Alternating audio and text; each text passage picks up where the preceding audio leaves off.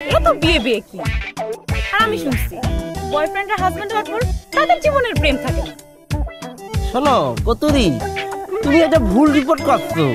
সব বয়ফ্রেন্ড কিন্তু সব বয়ফ্রেন্ডের মতো না। কিছু কিছু বয়ফ্রেন্ড হচ্ছে তোমার বিয়ের আগে হাজবেন্ডের যে দায়িত্ব নেয়, বুঝছো, সেরকম দায়িত্ব নেওয়ার নিজের ভিতরে কিন্তু চলে আসে। আমি কিন্তু সেটা নিতে চাচ্ছি, কোনো ব্যাপার নেই, ঠিক আছে। আমাকে রিপোর্ট খুব খারাপ আর হবে না, ভালো হবে।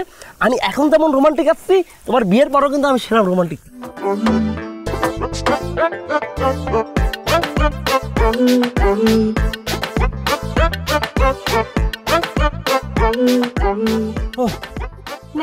এতক্ষণ লাগে মানুষের, কই ছিলা? আরে আর কই না, ধরো এটা কি খুলে দেখো। মানে তোমাকে আমি মুড়ি আনতে বলছি, তোমাকে আমি চিকেন ফ্রাই আনতে বলছি। ওরে কতুরি, তুমি কনে এত জিনিসটা খেয়াল করে দেখো। তুমি কিন্তু সাতক্ষীরা নেই, যে সাতক্ষীরা তুমি আসো কলি পরে আমি যখন তখন কিনে নিয়ে তোমার খাওয়াতেই পারবো। তুমি একটা গ্রামে এত জিনিসটা মাথায় রাখবা। মানে চিকেন ফ্রাই খেতে সাতক্ষীরা যাওয়া লাগে? তাহলে তুমি আমাদের পুরান ঢাকা আসো, তোমাকে জন্মের চিকেন খাওয়াইতেছি আমি। ওরে সেটা আমি যাবো। এই তো আবার মনে পড়ে গেল, শালা মাথার মধ্যে তো আমার একটা বিষয় নিয়ে খুব কটকট করতেছি, কিন্তু কথিত হবে। শুনো দুলাভাই কি ধরনের আকাম করেছি জানো? শালা বিয়ে করলো দুখান, কিন্তু ফেসবুকে রিপোর্ট করেছে একখান। মেজাজটা আমার তো হট হয়ে রয়েছে অনেক আগ থেকে। আমি দুলাভাইয়ের বিষয়টা আমি বুবুর ফোন দিয়ে করছি, এবং দুলাভাইয়ের নামে আমি রিপোর্ট করে ফেসবুকে শালা সব গরম করে দেবো, ঝড় তুলে দেবো। আমি রিপোর্ট? হ্যাঁ। মানে কিসের রিপোর্ট? আমার গ্রুপে আমি রিপোর্ট করবো তার নিয়ে।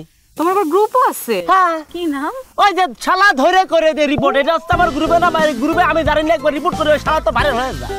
থাক না ভাই, তুই তো রিপোর্ট নিয়েই থাক। এখানে আসছো কেন? তোমার দুলা ভাই আর আপুদের নিয়ে কাহিনী করতে? মানে এত একটা সুন্দর রোমান্টিক পরিবেশ, কিছু রোমান্টিক কথা বলতা। রিপোর্ট করো। শোনো কতরি, বিষয়টা হচ্ছে আমি তো রোমান্টিক মাল, কিন্তু ধুলোবারে আকাম মুকাম দেখে আমার মাথা হটে গেছে, শালা ভুলে গেছি আমি রোমান্টিক।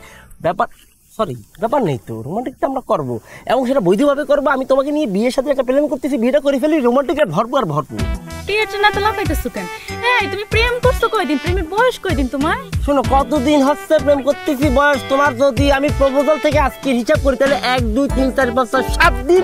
আর যদি আমার রিপোর্ট খুঁজতে যাই তাহলে আমি 7 বছর আগে থেকে তোমার পছন্দ করে ভালোবেসেছি, প্যার করেছি মনে। এটার জন্য তোমাকে আমি আই লাভ ইউ কবে বিয়ে করতেছি সেটা বলো। এত লাফাইতেছো কেন? মানে প্রেম করতেছো সেটা করো, এত বিয়ে কি। আর আমি শুনছি বয়ফ্রেন্ড আর হাজবেন্ড হওয়ার পর তাদের জীবনের প্রেম থাকে না।